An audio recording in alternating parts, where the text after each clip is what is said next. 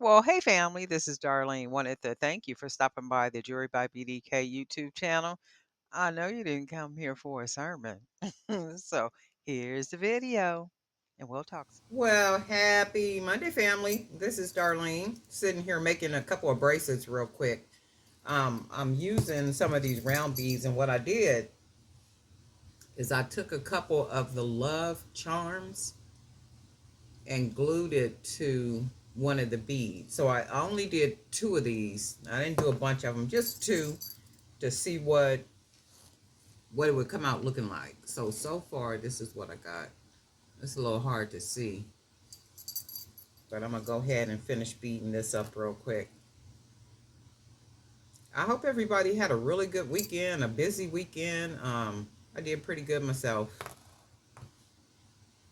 It's always a bunch of running around to do, always some type of event to do, always, something good to do.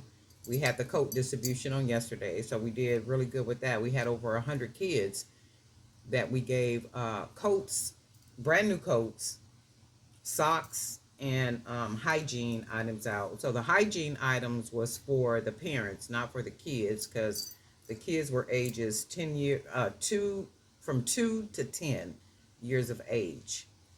So we did pretty good with that. And anytime you're as many of you probably already know, anytime you're working, with the public or with people, people can be a little difficult. Sometimes people can be a little ungrateful. And the items that we had were top notch, and like I said, brand new. And when people start asking, well, do you have this color? Well, she don't like that color. Or I'm like, well, ma'am, she only 2 years old. What do you mean she don't like that color? It's a free coat.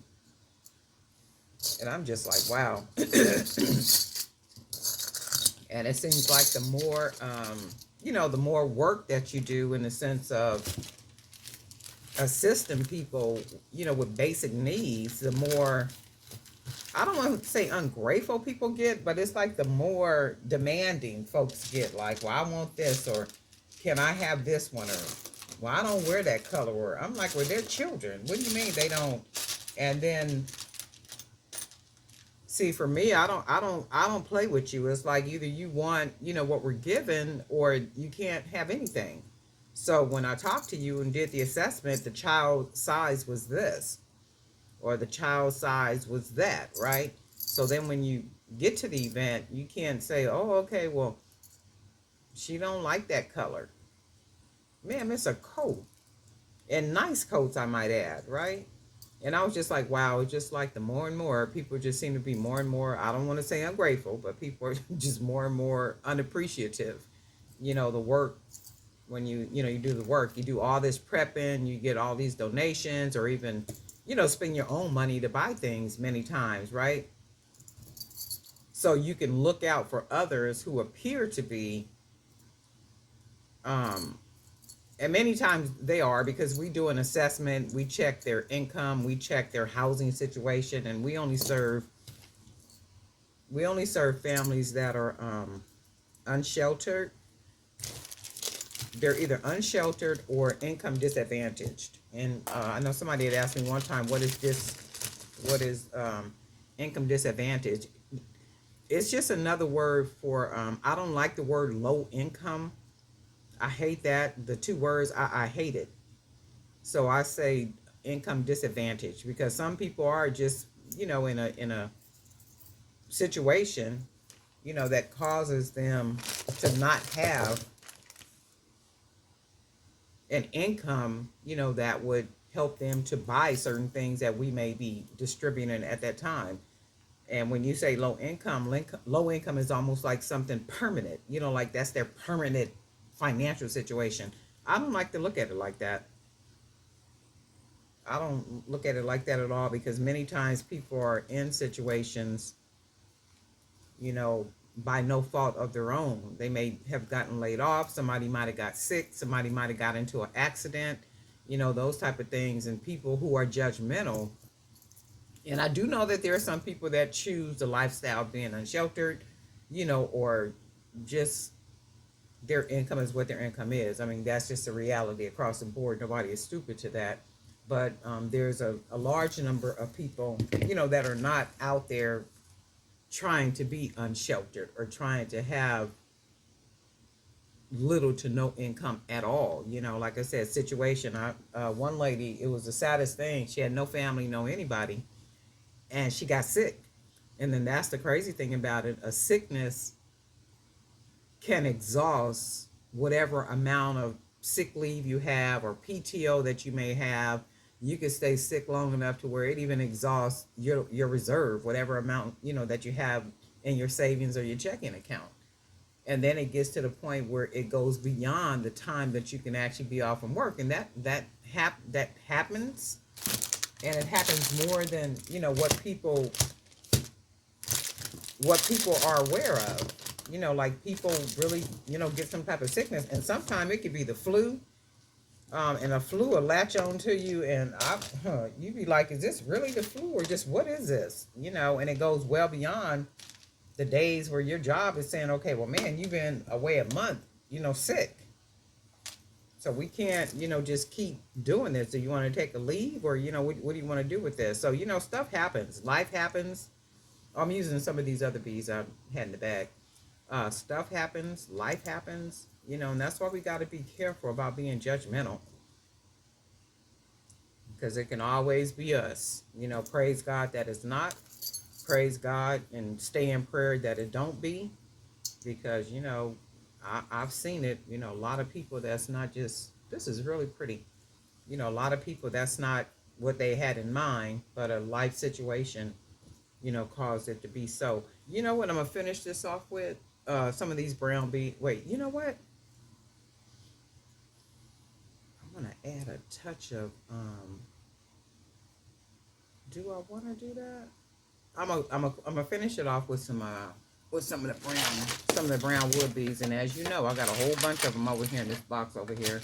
So I do need to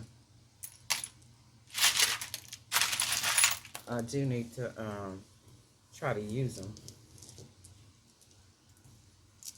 But anyway, that was that. For the weekend, Saturday, we did really good with that coat distribution. So it's just a couple of people that was funny acting. Not even funny acting, just being picky. And I, you know what, and I kind of I get it in a way, because it's like, what, you don't have control over anything else but a decision. I want this or I want that. So I get it. I'm like, okay. And you do got to be very empathetic and have a lot of compassion, for people, and then just kind of understand. I don't ever want to be in a situation, and I hope and pray that I'm not. But I have been in a situation where funds have been very low, and you didn't know, how you was gonna do this and how you gonna do that, and you got to pick between a sale bill and, buying some groceries. I think we've all been there, you know, and that's just life being life. But to where somebody took their time and did all this for you, to try to help you, and then for you to have this very dismissive and ungrateful disposition about yourself, that's. And then sometime I be looking, and I don't like to think that, but I'll be like, sometime this might be why you like this, because you need to change your whole spiritual position, your whole mindset, everything. This is pretty. You know what I'm gonna do though? I'm going to. So you see how I put the love? You can't really see it because it's this light, I think. See how that bead is where it says love? I think what I'm gonna do. Let's see. This is really pretty. I really like this. This is really pretty. So I think what I'm going to do, I'm going to take some more, the beads, and I'm going to glue that charm on some more of the beads and just make it something like this. And I might do maybe 4 or 5 across the front. So I am using these little bead caps, the cones that I got. Because remember, I really wasn't sure what I was going to do with these things. But the more I work with them, the more I can see how I can use them for to create different pieces. This is really pretty though. I really like this.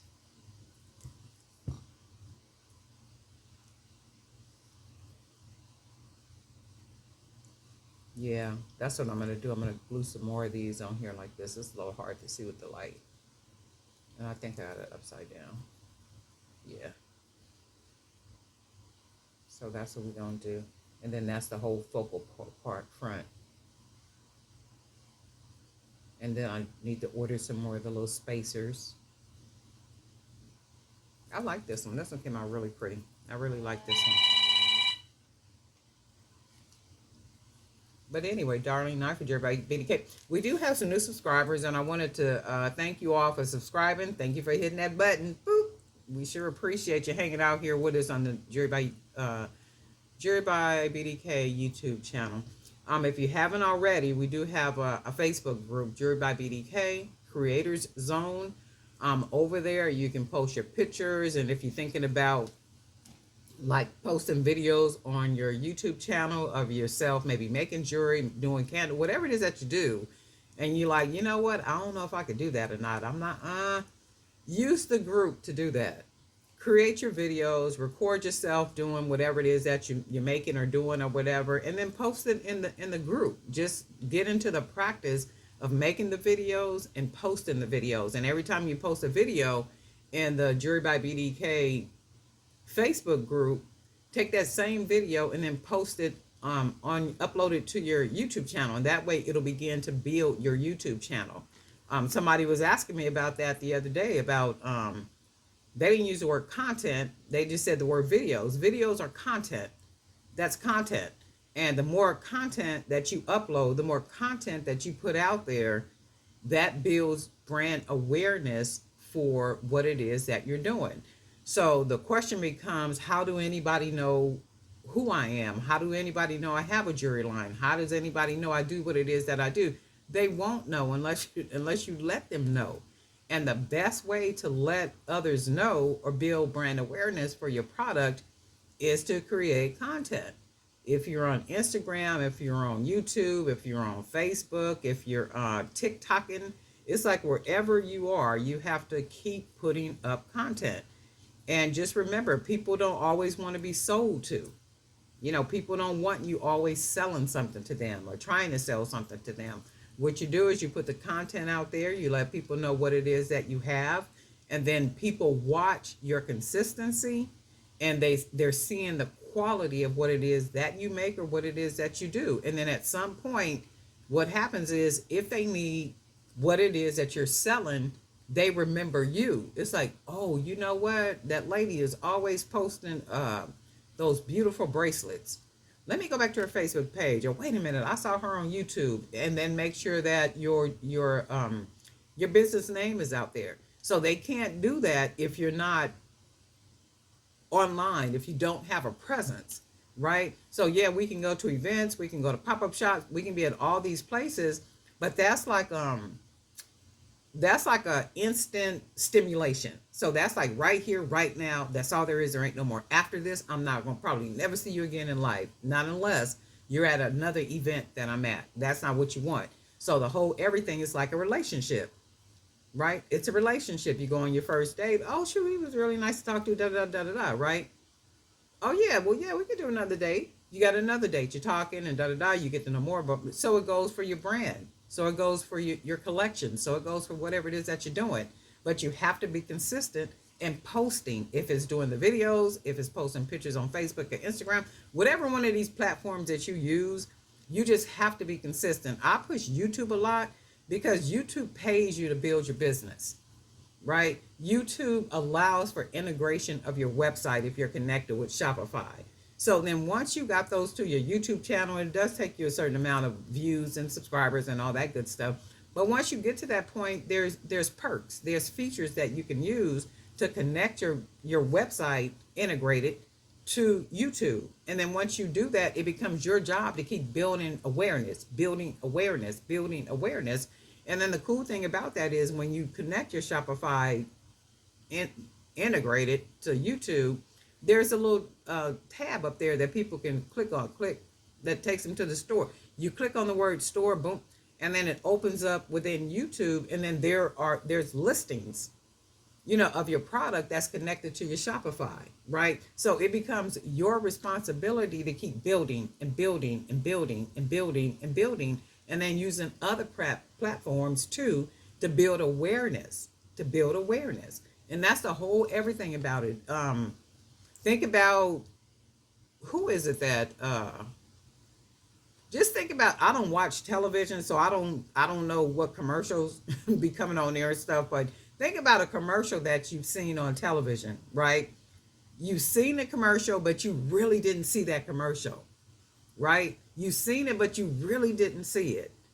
And then all of a sudden you begin to see, oh, you're like, oh, I didn't even know that they had a car, 1-800-CARS, buy a car for $2 down the street. I've never seen that, right? But yet that commercial has probably came on 1,000 times, but you never notice it. And I think they say it takes about 20 times, at least 20 times or something, before you really actually pay attention to an ad or something like such. So it takes a while. So as long as you got good quality content and you're posting good quality content, at some point it's going to build. It's going to build, and that's called brand awareness. And you're building for something that's sustainable, not for something that's quick. And if you think about it, during COVID, a lot of people were starting up, I guess, businesses and selling stuff, and they were getting instant sales like that. But I guarantee you, a very small percentage of those businesses got repeat customers, right? A couple of places I ordered from, like maybe candles, or it might have been body oil, body lotion, or something like such. The quality was not good. So I'm saying, like with candles, I buy my candles at Walmart, $3.96. Some of the best candles I've ever bought. I buy them all the time. So if I'm paying you $15 for the same size candle, that candle better turn flips, because Walmart's $3.96 candle, I can light it. It lasts me probably 4 days. It burns. I can smell it all through my house, right? So if I buy a $15 candle from you, that candle better do double or what that Walmart candle is doing. And then that's what was happening. Those candles were not doing that for me. So I did not go buy again from that business. Now the packaging was pretty, and that's all it was. It was just pretty packaging. But that's not what I'm paying for. I'm not paying for the packaging. I'm paying for the product, because I'm a candle lover. I love to burn candles. So if I'm buying your candles, they better burn. They better smell good. They better do what you said that they're going to do. But that didn't happen with a couple of those businesses like that. So that was like instant. I call it instant gratification. It's like instant gratification in the business, but that's not what you're trying to do. If that's not what you're trying to do, if you are trying to scale something and build something, it takes time. It takes time, it takes consistency, and you just have to keep doing. I know you didn't come here for a sermon, but guess what? You're going to get one. But anyway, Darlene Nye for Jury by BDK, and guess what? We'll talk.